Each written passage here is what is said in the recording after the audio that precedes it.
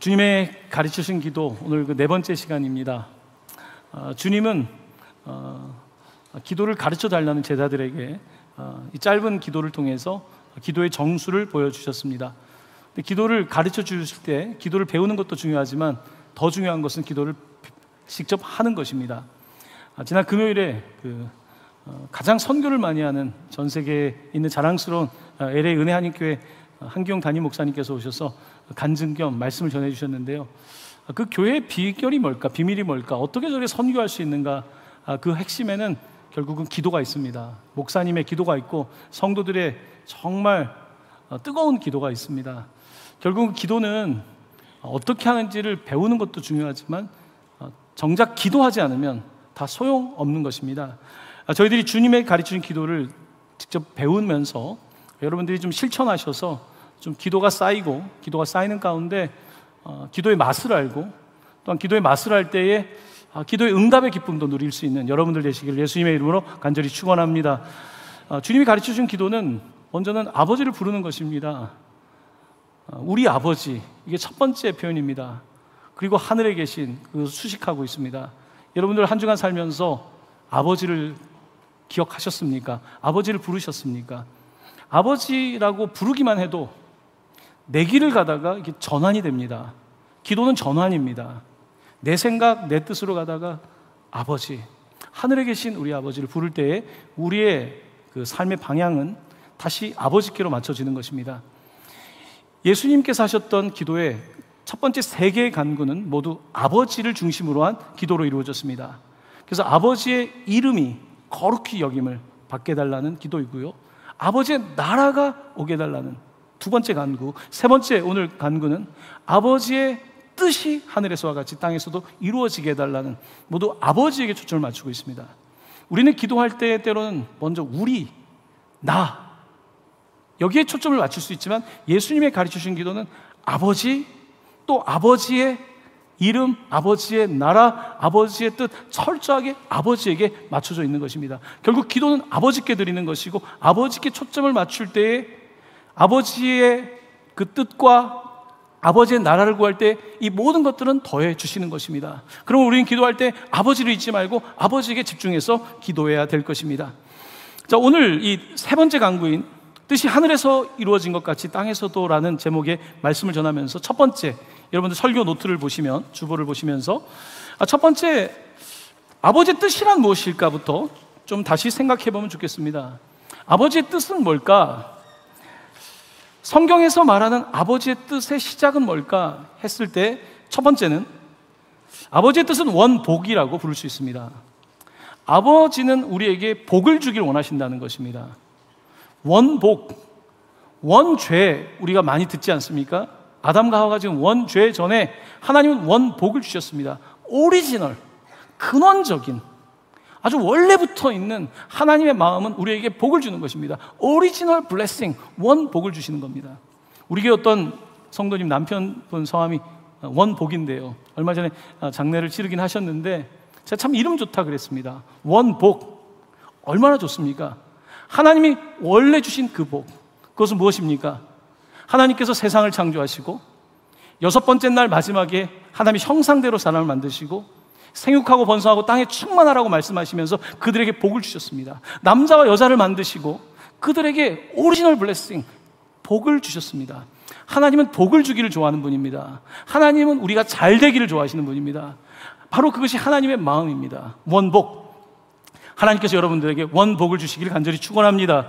그 주신 복이 얼마나 귀한지 모릅니다. 그 복의 핵심은 결국은 하나님과 함께하는 것입니다. 에덴 동산에서 하나님과 함께하며 모든 세상이 하나님을 찬양하는 그것이 오리지널 블레싱, 원복입니다. 자, 그런데 성경은 뭐라고 기록합니까? 원복이 있지만 원죄가 나타나게 됩니다. 저 두 번째 이야기입니다. 두 번째는 인간이 하나님께서 주신 원래 복을 받았는데 타락하게 되는 것입니다. 우리가 오리지널 신, 원죄라고도 하지만 타락, 떨어질 타자에 떨어질 락자를 쓰고 있습니다. fall, 영어로는 가을이란 뜻이 아니라 떨어졌다는 뜻입니다. fall, 타락했다, 떨어졌다. 어디서 떨어졌을까요? 하나님의 영광으로부터 떨어진 것입니다. 하나님의 뜻으로부터 멀어진 것입니다. 하나님으로부터 디스커넥트, 멀어지게 된, 타락하게 된 것입니다. 이제 우리는 하나님으로부터 떨어지게 되어서 우리 안에는 오늘 찬양했던 것처럼 선한 것이 없습니다. 선해 보일 수는 있지만 들어가 보면 선하지 않습니다. 그래서 우리가 사람에게 실망하는 거 아닙니까? 사실 사람에게 실망한다는 말하기도 그런 게 사실 내가 실망스러울 때가 많거든요. 바로 우리의 모습이 타락한 모습입니다. 어디까지 떨어졌을까요? 전적 타락이라는 말을 씁니다. 전적으로 타락했다는 거예요. 우리 안에 선한 게 하나도 없어서 너무 떨어졌는데 올라갈 길이 없다는 것입니다. 하나님께 닿을 방법이 없습니다. 우리는 완전히 지금 디스커넥트 되어 있는, 연결이 끊어진 상태에 있는 것입니다. 바로 이와 같은 우리들을 다시 오리지널 블레싱, 원래 복으로 주님께서 이끌고 싶으신데 바로 이것이 하나님께서 하시고자 하는 구속, 리뎀션인 것입니다. 그렇게 하기 위해서는 우리를 다시 돌이키려면 값을 치러야 되고, 그 값을 예수 그리스도의 십자가의 지심으로 말미암아 나라까지 떨어졌던 우리들이 다시 주님과 연결되는 것, 다시 하나님과 함께하는 그 복을 누리는 것, 원복을 회복하는 것, 바로 이것이 예수 그리스도의 십자가의 복음이고 부활의 능력인 것입니다. 하나님은 아버지의 뜻은요, 여러 가지가 있겠지만 가장 궁극적인 아버지의 뜻은 우리에게 복을 주시는 것이고 우리를 다시 회복시키는 것인데요, 디모데전서 2장 8절은 이렇게 기록하고 있습니다. 같이 말씀을 봉독합니다. 하나님은 모든 사람이 구원을 받으며 진리를 아는 데 이르기를 원하시느니라. 아멘.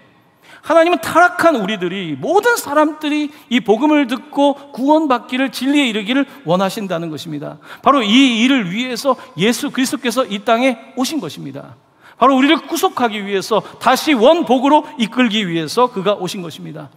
예수님은 바로 그 자신이 이 땅에 온 이유에 대해서 너무나 명확하게 알고 계셨고 그 방향으로 그의 인생을 사셨습니다.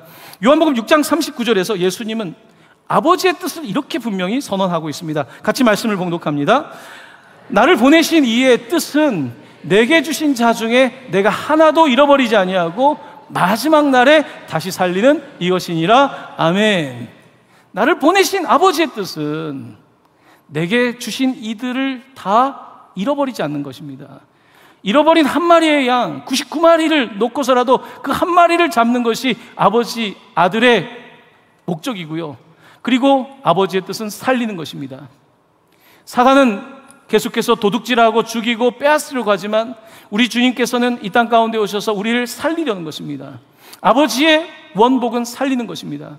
우리를 살게 하는 것입니다. 근데 사단은 계속 하나님이 없다고 하고 하나님으로부터 등을 지게 하고 우리를 죽이고 하나님 없는 삶으로 이끌고 있는 것입니다. 바로 이와 같은 세상 속에 우리 주님께서 오셔서 우리를 다시 살게 하시는 것, 영생을 주시는 것, 이것이 아버지의 뜻입니다. 오늘 우리가 이 아버지의 뜻을 알고 우리도 그 뜻에 맞추어서 살아가야 되겠죠. 아버지의 뜻은 예레미야 29장 11절은 이렇게 표현되어 있습니다. 또 같이 말씀을 봉독합니다. 여호와의 말씀이니라. 너희를 향한 나의 생각을 내가 아나니 평안이요 재앙이 아니니라. 너희에게 미래와 희망을 주는 것이니라. 아멘. 아멘. 하나님은 이렇게 우리에게 복을 주기를 원하시고 우리가 회복되기를 원하시고 그 회복을 위해서는 어떠한 대가를 지불하더라도 그 아들을 주고서라도 우리를 구원하기를 원하신다는 이 놀라운 사실입니다. 이 아버지의 뜻을 알아야 됩니다. 하나님께서 여러분을, 저와 구속하신 것은요, 이 아버지의 뜻을 우리가 알고 우리도 아버지의 뜻을 맞춰서 살기를 위한 것입니다. 설교 노트의 두 번째입니다. 두 번째, 제가 간단하게 기록한 문장을 한번 같이 읽어보도록 하겠습니다. 시작. 아버지의 뜻대로 하는 기도가 하늘과 땅의 거리를 좁힌다. 바로 예수 그리스도께서 정말 건너갈 수 없는 강, 우리가 타락해서 도무지 닿을 수 없는 곳에 그가 오셔서 바로 그 갭을 그가 연결해 주신 것입니다. 십자가의 놀라운 화평으로서 예수 그리스도께서 그 구원을 완성하신 것입니다. 바로 그 예수를 믿고 우리도 이것을 증언하는 것이 우리가 해야 될 아버지의 뜻인 거죠. 그러니까 교회의 목적은 바로 이 예수의 복음을 전하는 것입니다. 바로 타락한 나도 예수 믿고 구원을 받았다면 아직 예수를 알지 못하는 수많은 사람들에게 예수를 전하는 것, 전도하는 것, 선교하는 것, 이것이 교회의 목적입니다. 이것이 아버지의 뜻입니다. 우리가 계명을 지키는 것도 중요하고 이것저것을 제대로 하는 것도 중요하지만 아버지의 심장에 있는 그의 뜻은 바로 우리를 구원하는 것, 한 영혼이라도 더 구원하는 것, 물에 빠져 죽어가는 사람을 구원하는 것이 바로 주님의 목적인 것입니다. 우리는 그 일을 위해서, 그 간극을 좁히기 위해서 부르심을 받은 사람들인 겁니다. 여러분, 우리가 예수님을 생각해 보면요, 너무 감사한 게 이 하늘과 땅의 이 간극을 우리가 메울 수 없잖아요. 우리는 타락했잖아요. 메울 수 없는데 이거 누구도 할 수 없는 거거든요. 밑에서 위로는 못 하는 거예요. 위에서 아래로 되는 거예요. 자식이 부모를 사랑한다 그래도 되지 않죠. 부모의 사랑인 거죠. 내리 사랑인 거예요. 아버지가 사랑하시고 아버지가 아들을 보내시는데요, 우리가 보통 어디 이민을 가면 더 좋은 나라로 이민을 가잖아요. 우리가 어려울 때에 일제시대에 중국으로도 가고, 물론 원치 않았지만 뭐 러시아, 중앙아시아도 가고, 일본으로도 가고, 해방 이후에는 미국, 호주, 캐나다 좀 좋은 나라를 가지 않습니까? 좀 더 낫기 위해서. 근데 우리 주님께서는 하늘 보좌를 버리고 정말 이민 안 가는 데 오신 거죠. 갈지 않을 곳에 가는 거죠. 바로 이게 주님의 마음입니다. 바로 선교도 마찬가지겠죠. 여러분, 선교사님들은 안 가는 데를 가는 거죠. 왜 굳이 거기까지 갑니까? 왜 거기까지? 그러니까 주님의 마음인 거죠. 우리는 더 좋은 곳을 가고 싶잖아요. 우상향하고 싶잖아요. 근데 왜 내가 그 하향의 길을 갑니까? 바로 주님의 마음, 그 뜻을 알기 때문에 그 복음을 전하고 싶어서 가는 거 아닙니까? 이게 우리의 본성과는 다른 거예요. 이건 우리가 할 수 있는 게 아니에요. 아버지의 뜻을 아는 사람만이 그것을 할 수 있는 거죠. 그래서 선교가 너무 귀한 것이겠죠. 이번 주에 저희들이 이제 북한 성도님들을 위해서, 또한 북한 통일을 위해서 같이 기도하는데요. 지난주에 이제 3부 예배 때 이제 세 가족이 오셨는데, 북에서 오셨습니다. 참, 끝나고 나서 이제 제 방에서 같이 이제 북한 성도님들과 좀 다과의 시간을 가졌는데요. 만났는데 자기들끼리 동네 언니인 거예요. 우리 교회에서 만난 거예요. 북한의 끝자락에 가면 그 러시아와 중국과 이제 북한이 만나는 삼각지대가 있습니다. 그 온성이라는 곳인데요, 그 동네에 3명이 언니 동생인 거예요. 오늘 온 언니가 우리 앞집에 살았다는 거예요. 그 한 명은 또 뒷집에 살았대요. 이게 사실은 참 신기한 일이죠. 왜냐하면 국경에 있는 분들이 가장 많이 탈북을 하니까요. 얼마나 멀리 왔습니까? 1만 킬로 왔잖아요, 여기까지. 차라리 중국 국경에 가까운 분들은 오는 게 좀 나아요. 우리 게 황해도에서 오신 분이 있어요. 사리원에서 왔어요. 여러분, 거기서 개성 거쳐서 내려오면, 파주 거쳐서 오면 금방이에요. 통행증이 있어야 되잖아요. 북에서 이동이 안 되잖아요. 이동의 자유가 없잖아요. 통행증을 받고 수개월을 거쳐서, 국경지대를 거쳐서. 왜 여기까지 옵니까? 살려고 온 거죠. 살려고 온 거예요. 우리는 살려고 발버둥을 쳐요. 그런데 우리 주님께서는 죽으러 오신 거예요. 이게 전혀 다른 거죠. 바로 하늘과 땅의 거리를 좁히는 것, 아버지의 나라와 이 땅의 나라의 간극을 좁히는 것, 죄로 인해서 타락 상태에 있는 우리들을 주님께로 연결시키기 위해서 우리 주님께서 오셨다는 것 아닙니까? 이게 놀라운 것이 사실은 복음이에요.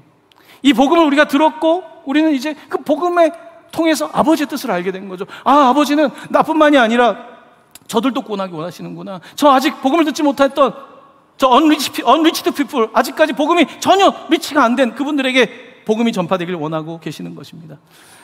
우리는 하나님 이 아버지의 뜻을 알고 아버지의 뜻을 깨달으면서 살아가야 돼요.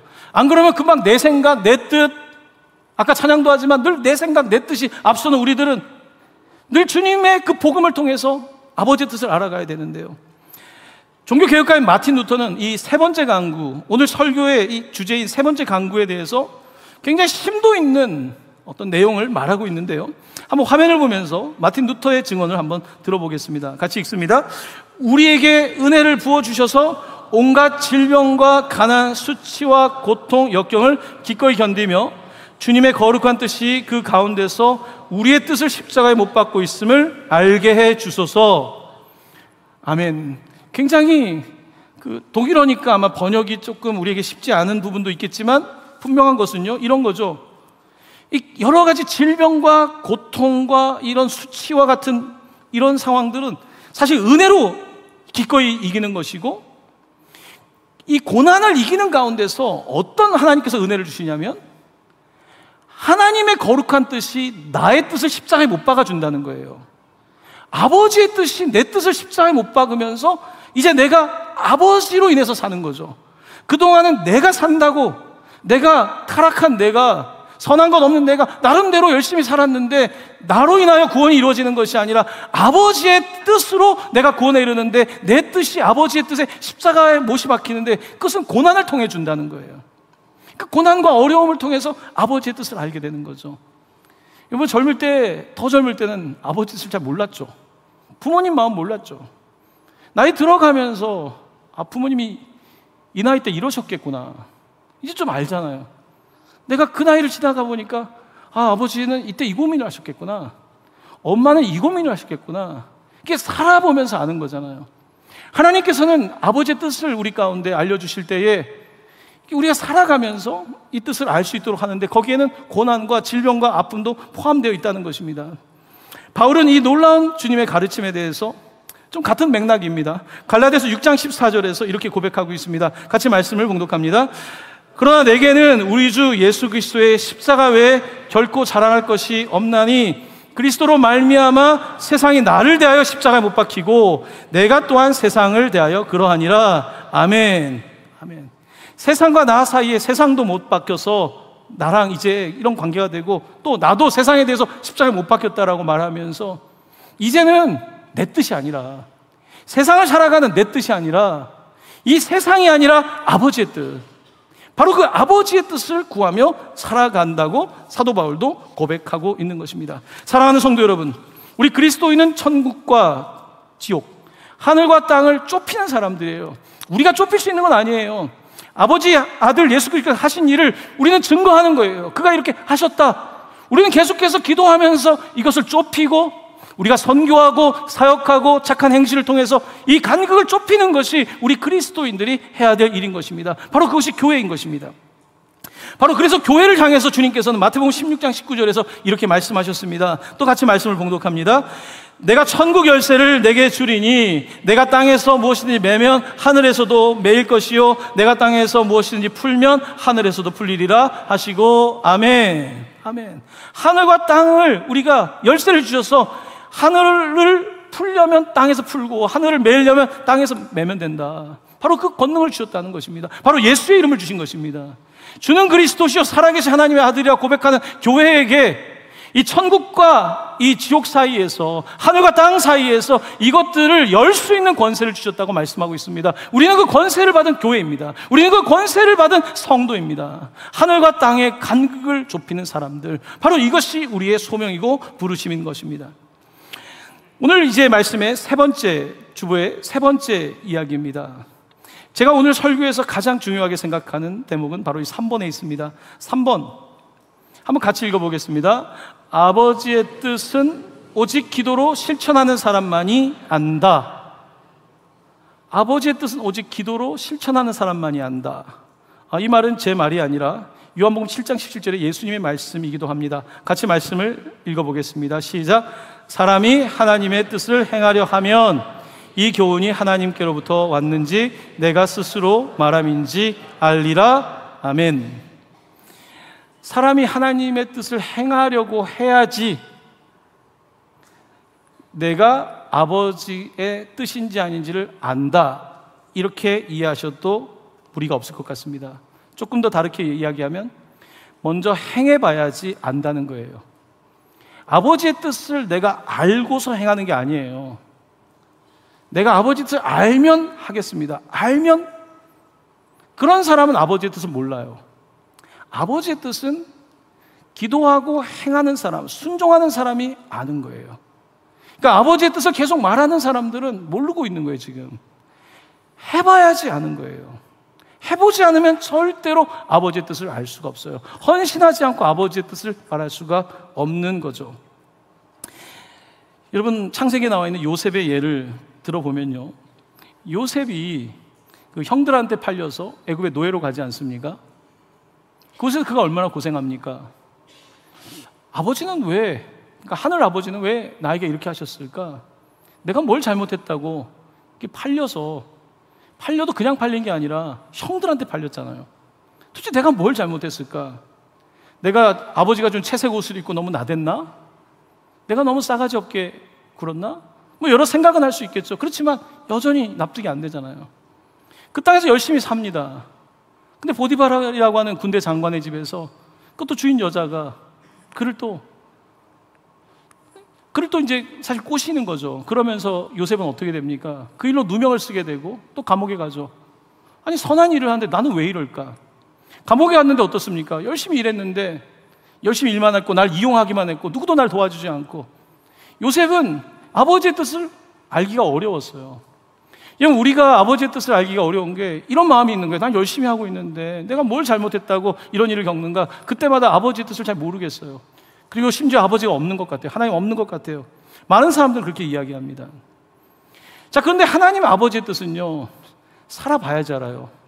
요셉이 아버지의 뜻을 알게 되는 것은요, 자기를 팔았던 형제들을 다시 만나게 됐을 때입니다. 그때 아버지의 뜻을 알게 돼요. 그는 너무나 위대한 고백을 합니다. 창세기 45장 5에서 7절입니다. 당신들이, 형님들이죠, 나를 이곳에 팔았다고 해서 근심하지 마소서, 한탄하지 마소서. 하나님이 생명을 구원하시려고 나를 당신들보다 먼저 보내셨나이다. 하나님이 큰 구원으로 당신들의 생명을 보존하고 당신들의 후손을 세상에 두시려고 나를 당신들보다 먼저 보내셨나니. 그 다음 같이 읽어볼까요? 시작. 그런즉 나를 이리로 보낸 이는 당신들이 아니요 하나님이시라. 아멘. 알게 된 거예요. 형님들이 팔아서 내가 이렇게 된 게 아니라 아버지의 뜻을 알게 됐는데, 악한 일이었지만 형님들을 통해서 나를 이곳에 보낸 것은 하나님 아버지의 뜻이었습니다. 그래서 우리 하나님의 약속, 하나님의 언약인 이스라엘이 다 죽을 뻔했잖아요. 가뭄으로. 그래서 우리 가문을 살리고 뿐만 아니라 그 지방에 있는 수많은 사람들까지 구원하신 것이 아버지의 뜻입니다. 요셉은 그것을 알게 된 거예요. 여러분, 기도해야지 아버지의 뜻을 알아요. 요셉이 얼마나 기도했겠습니까? 그렇게 살아봐야 돼요. 고난 중에도 포기하지 않고 17세에 꿨던 꿈, 그 놀라운 꿈들을 잊지 않고 기도하고, 그 가운데 30살이 되고 총리가 됐을 때 아직도 뜻은 몰랐어요. 그냥 내가 성공했구나, 내가 열심히 살아서 그런 줄 알았어요. 더 나이가 들어보니까 내가 잘난 게 아니라 하나님 아버지의 계획이 있었구나, 아버지의 뜻이 있었구나를 요셉은 깨닫게 됩니다. 형님들, 그러니까 너무 속상해하지 마시고 너무 미안해하지 마시고, 하나님은 이 악을 선으로 바꾸셨습니다. 바로 이것이 위대한 창세기의 고백 아닙니까? 오늘 아버지의 뜻을 안다는 건요, 사실은 굉장히 우리의 생각, 우리의 편협한 생각으로 알기가 어려워요. 이제 제가 박사학위 논문을 이제 상담을 쓸 때 이제 이야기 치료라고 하는 최근에 나와 있는 심리 치료 이론을 가지고서 그 책을 썼는데, 논문을 썼는데, 이제 그 연구를 하면서 제가 깨달은 거는, 사람들이 왜 심리적인 문제에 봉착하는가? 대부분의 문제는 해석이 안 돼서 그래요. 해석이. 내가 왜 이런 일을 겪었지? 왜 나만? 해석이 안 될 때 사람들은 화가 나고 우울하고 불안하고 이제 계속해서 정신적 그런 문제에 머물게 되는 거죠. 요셉도 사실은 해석이 안 되죠. 내 인생을 어떻게 해석합니까? 자, 그런데 이 해석의 지평을 넓혀주는 건요, 메타 내러티브라고 하는 게 있죠. 뭡니까? 거대 서사가 있는 거예요. 내 이야기는 굉장히 스몰한 서사예요. 작은 서사예요. 나는 왜 이렇게 안 풀릴까? 나는 왜 형들이 팔았을까? 나는 왜 감옥에서도 이렇게 안 풀리나? 계속해서 우리의 삶은 이게 이해가 안 되는 거예요. 이 프레임이 작으니까 안 보이는 거예요. 근데 하나님은 우리에게 메타 내러티브라고 하는 것은, 구원은 굉장히 큰 거예요. 구원의 메타 내러티브, 큰 거대한 서사 속에서 하나님이 우리의 삶을 조망하게 하시는데요, 아버지의 뜻이 그냥 내 요 인생이 아니라 하나님은 이 큰 뜻 가운데서 나를 부르신 거구나, 이게 이해가 되기 시작하는 거예요. 그러면서 이제 삶의 의욕이 생겨나고 이제 하나님의 도구로서 쓰임을 받게 되는 거죠. 우리 북에서 오신 탈북한 형제 자매들이요, 나는 어떻게 여기까지 왔을까? 우리 교회에 계신 송유리 전도사님, 두만강 건널 때 엄마는 물에 빠져 돌아가시고 혼자 건너왔잖아요. 그게 어떻게, 누가 어떻게 그거를 뭐 말할 수 있고 무슨 위로를 할 수 있겠습니까? 여러분, 꿈을 꿔도 북한인데 그럼 어떻게, 여러분, 이 땅의 고통을 누가 그걸 이해하겠습니까? 근데 하나님 왜 날 보내셨을까? 나를 왜 보내셨을까? 우리를 왜 먼저 보내셨을까? 34,000을 왜 보내셨을까? 여기 하나님의 거대한 서사가 있는 거예요. 메타 내러티브가 있는 거예요. 내 삶은 이해가 안 돼요. 내 삶은 너무나 고통스럽지만 여기 하나님의 계획이 있는 거죠. 요셉은 그걸 나중에 깨닫게 되는 거예요. 바로 그 사실을 깨닫게 됐을 때에 아버지의 뜻이 이런 것이구나. 그 가운데 본인의 치유뿐만 아니라 형들도 용서하고, 이번 창세기의 마지막 용서의 대목, 가장 위대한 복음이 요셉을 통해 펼쳐지잖아요. 용서란 단어가 창세기의 마지막으로 나오거든요. 용서. 하나님의 커다란 이야기, 구원의 이야기, 용서의 이야기가 등장하는 거 아니겠습니까? 하나님은 오늘 아버지의 뜻이 있어요. 근데 아버지의 뜻은 어떻게 안 하면 그냥 아버지의 뜻이 뭘까 이렇게 사변적으로 아는 게 아니에요. 아버지의 뜻은 우리가 기도하고 고난 속에서도 또 살아내고 그 가운데 아버지의 뜻을 알아가는 거예요. 10년이 걸릴 수도 있습니다. 20년이 걸릴 수도 있습니다. 하지만 아버지의 그 거대한 뜻을 알게 되는 거예요. 할렐루야. 아버지는 여러분을 향한 뜻이 있어요. 아버지의 뜻이 있는데 우리가 그 뜻을 모를 뿐이죠. 하지만 그 뜻을 알려면 어쩔 수 없어요. 나도 내게 준 십자가를 붙잡고 가면서 그걸 깨닫게 되는 거지, 절대 그냥 깨달을 수 있는 것은 아니라는 말씀입니다. 데이비드 포슨이라고 하는 영국의 제가 좋아하는 목사님이 계신데, 그분이 주기도문이라는 책에 썼던 내용의 일부입니다. 한 성도님이 이제 어려운 일을 겪어서 신방을 하게 되는데, 그 영국 분이죠. 그 교회 성도가 아들이 음주운전으로 운전하던 차에 치여서 죽게 됐어요. 그 일로 인해서 이제 이 열심히 신앙생활 하던 이 자매는 너무 큰 고통을 겪게 되고, 하나님 살아계시다면 왜? 하나님 뜻이 뭡니까? 아버지 뜻이 뭡니까? 우리 그렇게 묻잖아요. 여러분에게도 그런 이해되지 않는, 왜 선한 사람에게 악한 일이 일어나는가? 아주 오래된, 과연 신은 정당한가에 대한 질문 아닙니까? 과연 그런 신을 믿을 수 있는가에 대한 거잖아요. 데이비드 포슨은 그분에게 말합니다. 자매님, 아들이 불의의 사고로 죽은 것이 아버지의 뜻입니까? 아버지의 뜻입니까? 우리는 너무 습관적으로 어려운 일이 있고 이해되는 일이 아니면 아버지의 뜻 얘기하는데, 그 뜻을 알고 정말 말하는 겁니까? 그게 아버지의 뜻입니까? 불의의 사고가 아버지의 뜻입니까? 이 땅 가운데 일어나고 있는 남북의 문제가 아버지의 뜻입니까? 아버지가 그렇게 한 겁니까? 아버지의 뜻은 그게 아니에요. 아버지는 살리려고 하는 거예요. 사단이 죽이려고 하는 것이고, 공중권세 잡은 자에 의해서 악한 권력이 만들어지는 것이고, 바로 그 가운데에 오늘 우리가 함께 고통을 겪는, 우리가 같은 인류 공동체 속에서 이런 아픔을 겪고 있는 거 아닙니까? 그러면 그 자녀가 그렇게 된 것이 아버지의 뜻이 아니라면 그 아버지의 뜻은 뭡니까? 데이비드 포슨 목사 말합니다. 이 사고 앞에서 자매님이 어떻게 할 것인지가 아버지의 뜻입니다. 아버지의 뜻은 왜 내 자녀에게 이런 일이 일었을까가 아버지의 뜻이 아니라, 이 상황 속에 자매가 어떤 일을 어떻게 할 것인가가 아버지의 뜻입니다. why가 아니라 how라고 답변을 해줬다고 합니다. 물론 왜냐고 묻는 사람에게는 시원한 답이 아니겠죠. 하지만 하나님의 답은요, 왜가 아닙니다. 그래서 어떻게, 이 상황 속에서 어떻게, 이 불의한 상황 속에서 어떻게, 이렇게 억울하고 힘든 상황에서 어떻게, 바로 여기에 아버지의 뜻이 있다라고 그 자매에게 이야기를 해줬다는 겁니다. 사랑하는 성도 여러분, 아버지의 뜻은 다시 말하면 우리가 우리의 지성으로 이해할 수 있는 것도 아닙니다. 우리가 다 알 수 있는 게 아니에요. 아버지의 뜻은 어떻게든지 그 과정 속에서 살아가고 기도하고 하는 가운데 아버지의 뜻을 아는 거죠. 이 자녀를 통해서 하나님 어떤 일을 하실까? 내게 있는 이 불행한 일을 통해서, 내가 납득할 수 없고 수용할 수 없을 것 같은 이 일을 통해서 하나님 어떤 일을 하시는가? 오늘 남북한의 이 문제 앞에서 하나님 어떻게 일을 하실 건가? 이 어떻게가 아버지의 뜻인 거지, 왜라고 하는 것은 내가 책임 안 지겠다는 거잖아요. 아버지 책임이라는 거잖아요. 하나님 책임이라고 말하는 거잖아요. 하나님은 오늘 우리에게 그럼 넌 어떻게 할 건데? 라고 물으시면서 아버지의 뜻을 너가 이해하고 따라가고 있는지 우리에게 지금 도전하고 있는 것입니다. 네 번째 설교 노트입니다. 아버지의 뜻은 반드시 이루어진다. 아버지의 뜻은 반드시 이루어진다. 우리가 납득하지 못하고 다 알지 못하지만 아버지의 뜻은 반드시 이루어집니다. 첫 번째입니다. 오직 여호와의 뜻만 구하라. 잠언서 19장 21절 말씀을 같이 봉독합니다. 시작. 사람의 마음에는 많은 계획이 있어도 오직 여호와의 뜻만이 완전히 서리라. 아멘. 오직 여호와의 뜻만이. 우리의 수많은 계획들은 세웠다 없어졌다 하지만 아버지의 뜻만이 완전히 서리라. 아멘. 아버지의 뜻은 반드시 이루어진다는 것입니다. 아버지의 뜻 중의 뜻은 바로 이겁니다. 요한복음 6장 40절입니다. 예수님의 말씀입니다. 내 아버지의 뜻은 아들을 보고 믿는 자마다 영생을 얻는 이것이니 마지막 날에 내가 이를 다시 살리리라 하시니라. 아멘. 아버지의 뜻은 살리는 것입니다.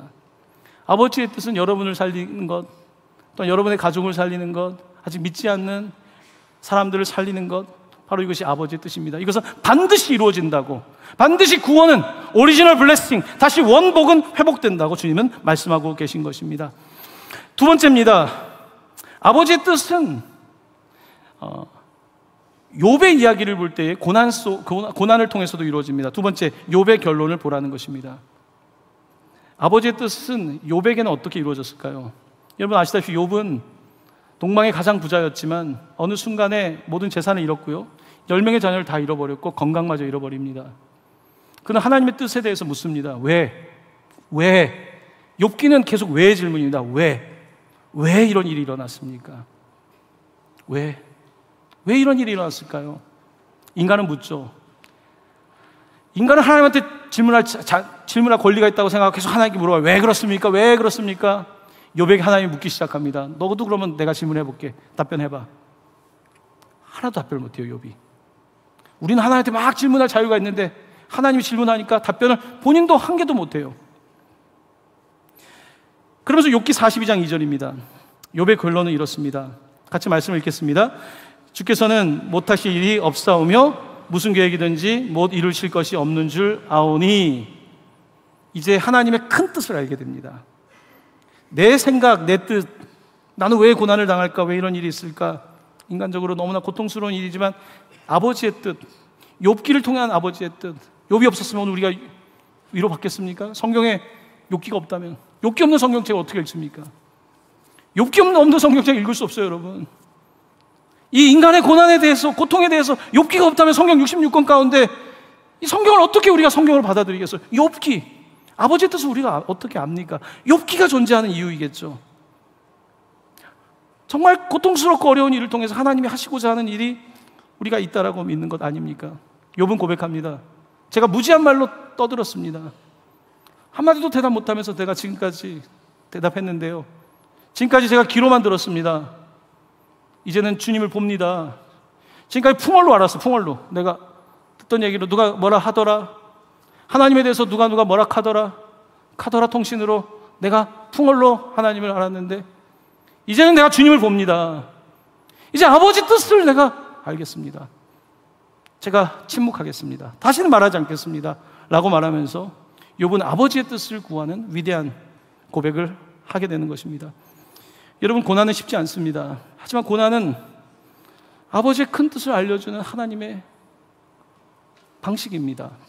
다 납득할 수는 없지만 하나님 그렇게 우리에게 말씀하십니다. 그럼 이런 세상을 살아가면서 어떻게 아버지의 뜻을 구하며 살 수 있을까요? 세 번째입니다. 아버지의 뜻대로 승리하는 최고의 비결은 이 말씀에 있습니다. 데살로니가전서 5장 16에서 18절입니다. 이게 아버지의 뜻입니다. 같이 봉독합니다. 항상 기뻐하라, 쉬지 말고 기도하라, 범사에 감사하라, 이것이 그리스도 예수 안에서 너희를 향하신 하나님의 뜻이니라. 아멘. 아멘. 여러분, 바로 이것이 하나님의 뜻입니다. 다 이해할 수 없어도, 다 받아들일 수 없어도 기뻐하는 것, 그리고 범사에 감사하는 것, 쉬지 않고 기도하는 것, 이것이 그리스도 예수 안에서 우리를 향하는 아버지의 뜻이라고 말씀하고 있습니다.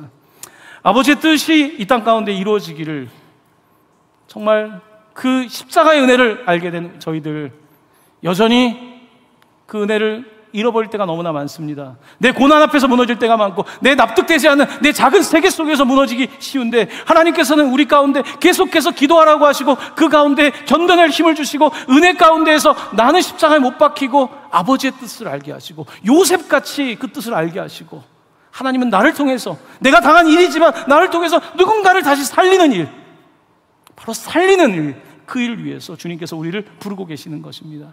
놀라운 아버지의 뜻, 여러분과 저를 통해서 이루어지고 이 땅 가운데 주님을 사랑하는 많은 사람들을 통해서 아버지의 뜻이 하늘에서와 같이 땅에서도 이루어지기를 예수님의 이름으로 간절히 축원합니다.